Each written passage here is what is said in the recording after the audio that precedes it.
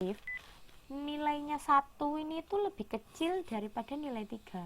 Jadi kalau negatif itu berarti 1 lebih kecil daripada 3.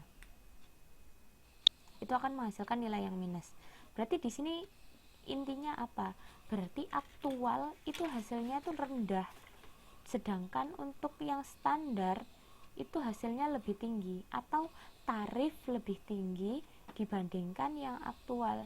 Berarti kita membuat tarifnya ketinggian. Berarti kita harus mengecilkan nilai tarifnya atau harganya, harga produk kita itu harus lebih dikecilkan lagi karena kita terlalu mahal produk kita. Itu implikasinya.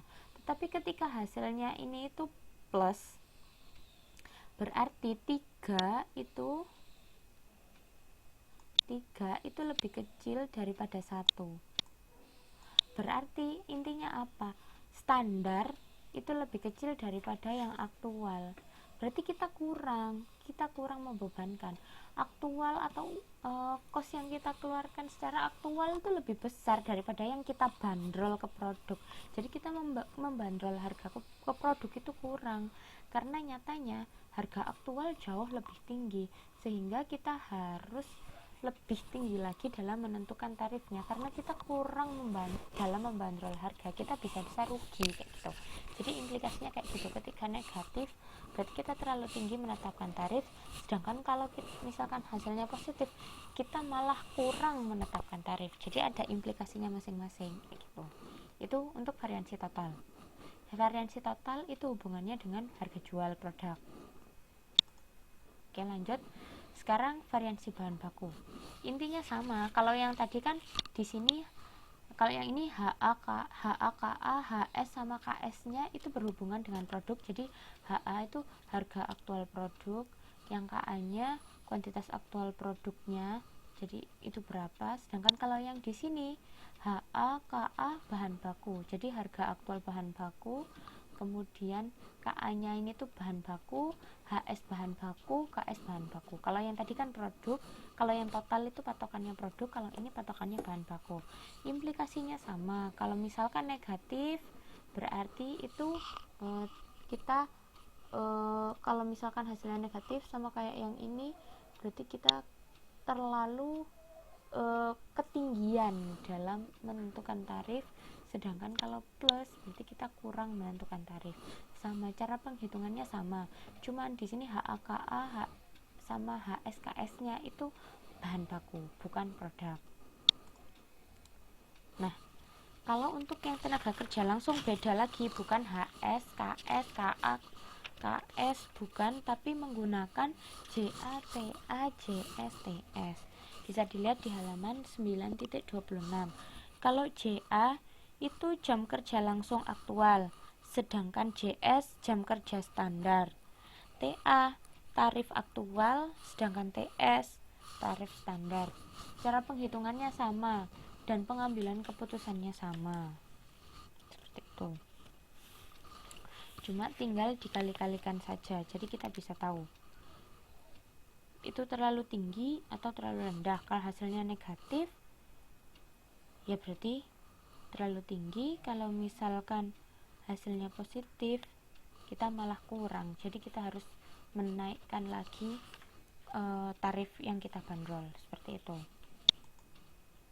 Kemudian kalau untuk yang variansi overhead pabrik itu dibagi menjadi dua, variansi overhead pabrik variabel dan variansi overhead pabrik tetap. Untuk yang variabel, di situ kan ada OVAT, TOV, JA sama JS. Nah, OVAT itu adalah overhead variabel aktual total. Jadi di sini benar-benar overhead variabelnya pabrik yang aktual itu berapa. Itu kita kan namanya juga aktual, berarti kan langsung begitu terjadi dicatat, begitu terjadi dicatat, overhead yang terjadi dicatat gitu. Nanti itu tinggal ditotal aja itu berapa.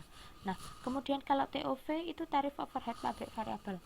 Sebelumnya juga sudah dijelaskan kan gimana caranya menghitung tarif overhead, berdasarkan apa, macam-macam kan ada banyak. Kita menggunakan basis apa kan ada banyak. Nah, itu kita nanti harus menghitung itu nilai TOV atau tarif overhead variabel itu dikalikan dengan jam kerja aktual, dan kemudian ada juga yang harus kita menghitungnya berdasarkan jam kerja standar. Nah, di sini ketika kita sudah menghitung, barulah nanti kita bisa tahu variansi. Keputusannya tetap sama, semuanya sama. Kalau negatif seperti apa dan positif seperti apa itu sama. Jadi di sini semuanya itu sama, cuman rumus yang di kolom 1, 2, dan 3 itu akan berbeda-beda. Tapi untuk yang rumus yang di kolom ini yang 3 bawah itu semuanya sama, dan pengambilan keputusannya itu semuanya sama. Kemudian setelah kita membahas tentang variansi overhead pabrik variabel, itu ada juga variansi overhead pabrik tetap.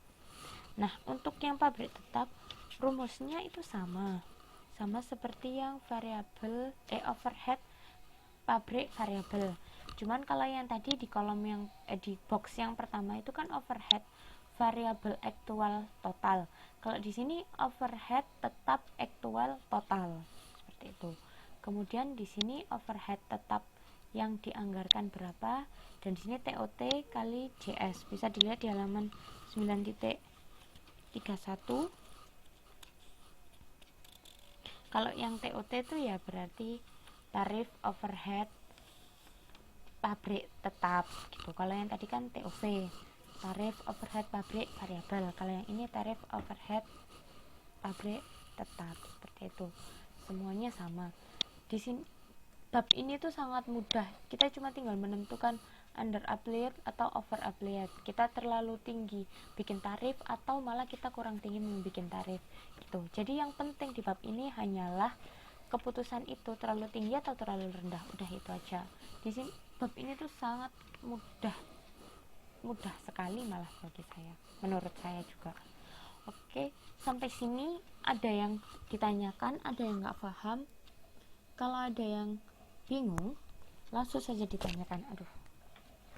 Sekali lagi jangan lupa tugasnya sama deadline-nya. 2 hari lagi ya deadline-nya. Soalnya saya harus input nilai maksimal weekend ini. Jadi tolong semuanya PR-nya dikumpulkan.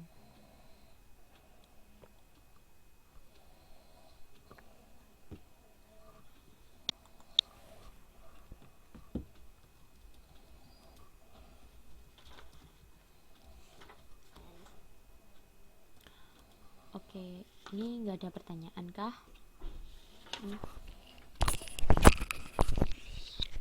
Mulai dari modul 8 sampai modul 9, kalau ada yang bingung langsung ditanyakan.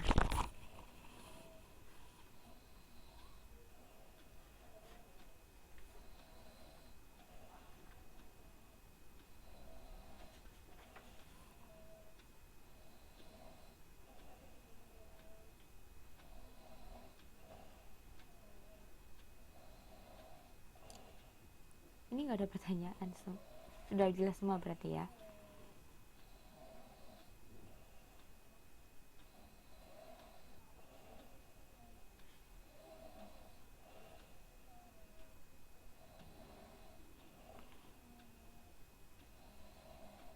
Otomatis ini juga berarti karena sudah materi yang terakhir, sudah nggak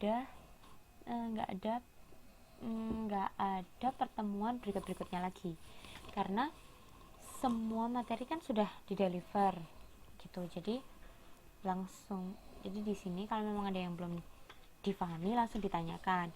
Terus nanti juga kalau misalkan waktu belajar mau ujian ternyata ada yang nggak mudeng, tetap masih bisa tanya ke saya, langsung aja message kayak gitu. Yang nggak paham di mana, di bagian mana gitu, nanti saya jelaskan gitu. Tapi yang jelas ini memang sudah materi yang terakhir, jadi sudah nggak ada lagi pertemuan kelas atau nggak ada kelas lagi kayak gitu. Ini berarti udah nggak ada pertanyaan lagi ya. Kalau memang nggak ada pertanyaan, ya nggak apa-apa, saya tutup dan ini nanti langsung saya upload. saya upload. Nah, PPT-nya ini karena PPT filenya itu besar, jadi saya taruh di Dropbox. Nanti saya kasih link Dropbox saya,